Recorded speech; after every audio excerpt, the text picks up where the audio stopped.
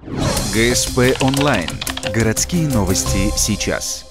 Учащиеся гуманитарно-педагогического лицея привезли в Ухту кубок и грамоты. Девушки заняли 2-е место во всероссийском конкурсе юных исследователей окружающей среды «Экологический поиск». Проходил он в Екатеринбурге с 25 по 27 февраля. Попали туда после выступления на российской конференции ЮНИОС.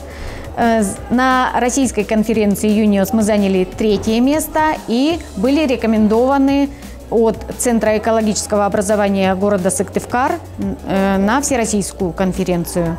Свой исследовательский проект ухтинки защищали в секции «Экология и здоровье». Именно там было наибольшее количество участников. Как шутят девушки, удачу им принесла чертова дюжина.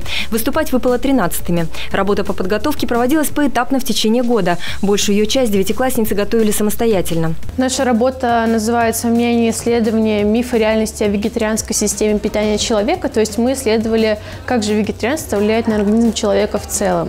Для этого мы сдавали анализы крови, то есть сверяли свое самочувствие. Очень интересная работа. Мы пришли к выводу, что вегетарианство, оно в целом хорошо влияет на организм человека и даже способствует некоторому сбросу веса.